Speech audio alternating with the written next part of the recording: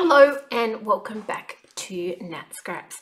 I am back from holidays. I have had a couple of weeks off with my family and then into a hectic, straight off the plane pretty much, and into a hectic week at work. And it's taken me a week to get all sorted, but I am back and hopefully have a couple of videos for you in the near future. Today, what I am working on is the Cape Cod scrapbooking kit. Now, I've got a little bit of after holiday fatigue. I don't know about you guys, but you come back from holidays and you're kind of exhausted from having holidays. So I have not got the energy to really do a layout that is 100% mine and all that, and that's okay.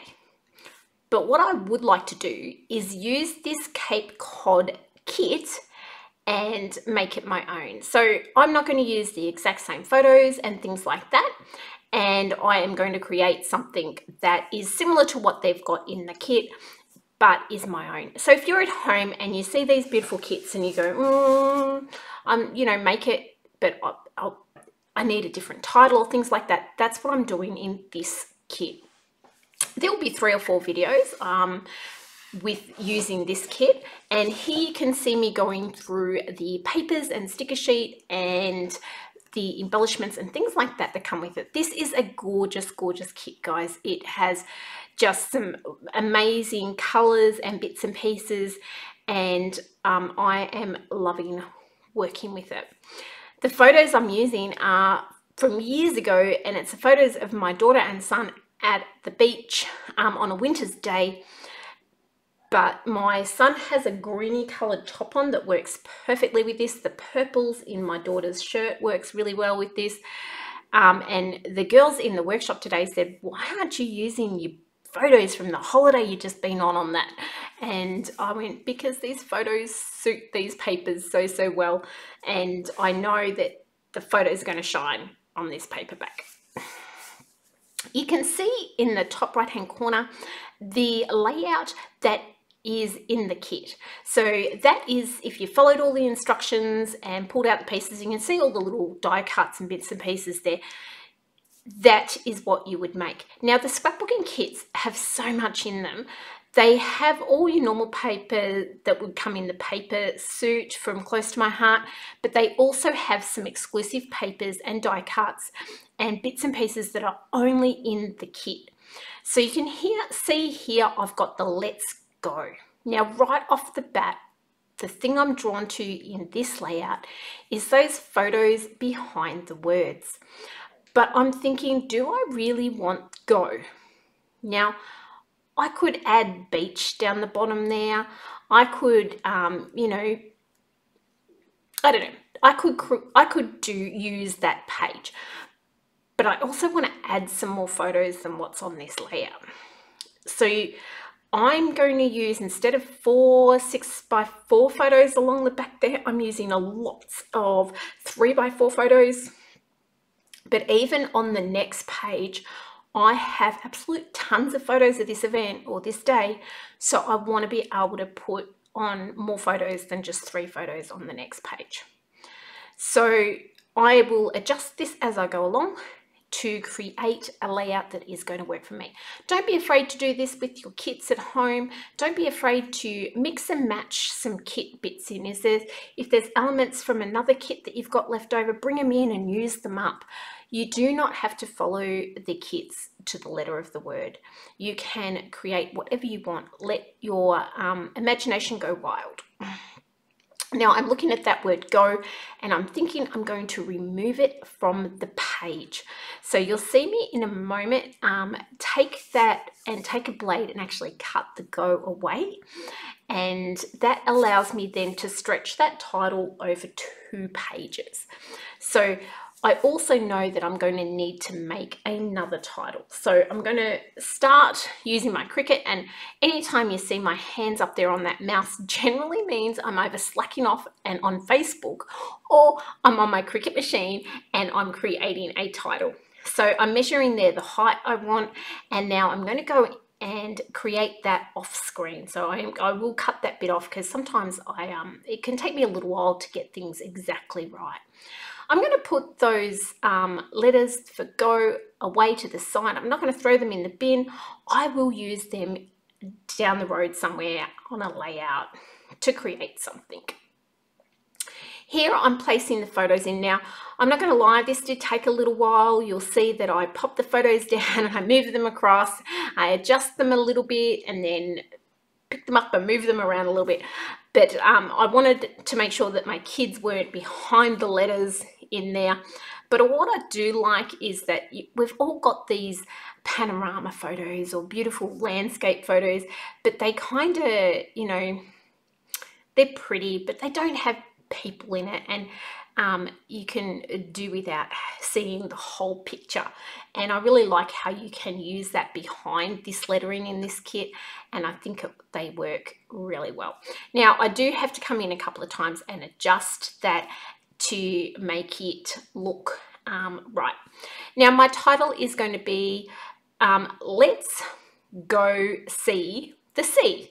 So you can see there I have cut out the word sea. I've used this fancy alphabet on the Cricut that has sea creatures in it. I did have to go searching for that and find it. It wasn't on the Cricut Design Space. It was one I had to download, but I think it was worth it because it's nice and cute. You can see here, I think I put one of those photos on upside down. It was a little bit hard to get those in the way. These letterings as well that I'm taking out, these white letterings that say let's, I'm not sure, I think that's allowed there so that you can actually have the lettering, just the white bits, which would look really cool as well. Or you can leave them in solid without putting the blue. I think that's why they've done it, but I'm not sure. But I'm not going to throw those bits out either. I will be popping those letters in with all my other bits and pieces of letters, so that if I'm looking for a title that says let's, probably unusual, but if I'm looking for that title or those lettering, I can pull them out. Here I'm going to pop on the rest of that title there. Now, having looked back at the rest of the page, I wish I'd gone for a dark brown with this title. The black does stand out quite fiercely. I didn't really pick it up with any black details. Quite often if I bring black in like that, I'll pick out some details around abouts with black somewhere else. But that was, yeah, I wish I'd gone back and done that or left it till later, because I probably would have recut it. You see now I played for ages with my other photos just to get the right layout there. And then when I knew I was going to be happy with it, on the back of that paper, I'm marking out where I want my holes. Now, because I've had holes cut on the other side, I figured I would cut them on this one. I could have taken an easier way to do it and just stuck them straight to the page. But me being a paper hog and loving the look of these beautiful papers, I wanted that little bit of extra paper to put aside. So there will probably be a fourth layout with some of that paper on it. We'll see. But even so, it will go in my stash and it will get well used, whether it's with this kit or not. But why waste paper when you can save it? There I'm putting it on. I really skimped on my space there. I probably should have given that hole just a little bit less.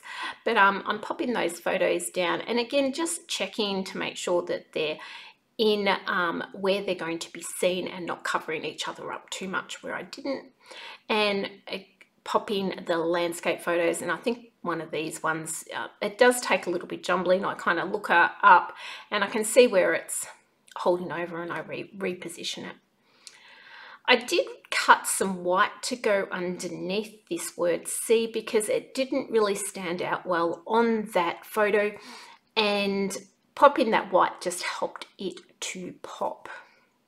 Now, if we went back and looked at the original layout, the picture which I showed at the start, it has some circle underneath with some arrow, and then on the other page it has clusters of circles and looks lovely, but not what I was thinking. So I'm going to mimic that circle on the bottom, but the arrow, I want one on either side. So I did go and cut on my Cricut machine some arrows. Now you do see there, I cut them a little bit fine, so they did both tear in half, but I will just glue them back together. Nobody will be any the wiser once I pop them down. So I'm really just mimicking on the top and the bottom what is happening on either page. There is a large sticker that was meant to go on the right hand page of this one, and I kind of looked at it, here it is here, and Wild and Free one, and I just thought it was too bulky now that I've put more photos on and there's less space around there. I went searching for some things to add, and I found a stamp of the month from a few months back, and it has some seagulls and some turtles and fish and things like that, and I thought that worked really, really well. So it mimics a bit of what is already in that paper pack with the seagull and bits and pieces. To give it a little bit of difference, I've actually stamped that on a little bit of scrap of brown paper, and then I will also colour the bird in. So I have the stumps there. I later come back and I stamp a few more of those stumps because 2 is an even number and I like working in odd numbers. So I come back in and add a little bit more. That's one of my little quirks. I like to have 3 or 5 or something like that. And I think I've heard it somewhere before, your eye prefers uneven numbers, but I don't know. Leave a comment down below and let me know if that's true or not. It might be something that I've made up. I come in and I put the little crab, again from that Stamp of the Month set, down the bottom. Don't be afraid to go if you're doing your page and the embellishments in your kit or the way you've changed up your page is the embellishments don't suit. Go and look through your stuff and see what's there that you can just add. Like a few little stamps like this changes the whole feel of this and really gives it a nice earthy feel and a little bit more to it.